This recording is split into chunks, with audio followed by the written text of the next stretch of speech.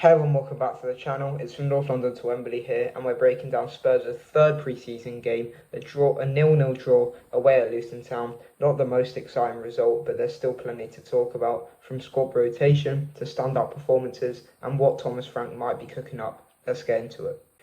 This was our second friendly of the day after the 2-2 draw with Wycombe earlier, and Thomas Frank went in with a complete different 11. Vicario started in goal and captained the side, and we saw more minutes for Mohammed, Kudus, Mathys, Tel, Archie Gray and Mikey Moore. It wasn't our first look at these guys. We've seen them in action already this pre-season, but this was another chance to see how they're settling in.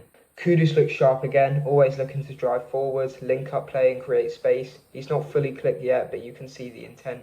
Mathys Tel was lively, quick, direct and always trying to make something happen. He didn't get many clear chances, but he's clearly got that spark. And Archie Gray, solid, nothing flashy, but tidy on the ball and positionally aware. He's growing into the role. Defensively, we looked more composed than we did against Wycombe. Vicario barely had anything to do, and the back line with Danso and Van der Ven looked more settled. That's a big positive, but going forward, we lacked that final ball. There were some nice moves, but no real cutting edge. It felt like we were missing that killer instinct in the final third. Frank made a bunch of changes in the second half. Scarlett, Devine, Donley and Olasesi all came on. The tempo dropped and the game kind of fizzled out. But again, it's pre-season, it's about fitness, rhythm and giving everyone a chance.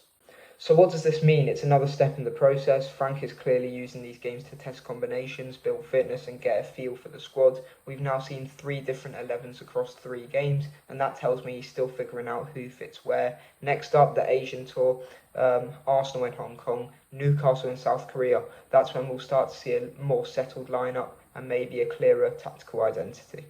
Alright, that's my take on the 0-0 draw with Luton. Not a thriller, but some good signs. What did you think? Who stood out? Are you starting to see Thomas Frank's vision? Drop your thoughts in the comments. Thanks for watching, and I'll be back soon with more Spurs content from the Asia Tour. Until then, come on you Spurs.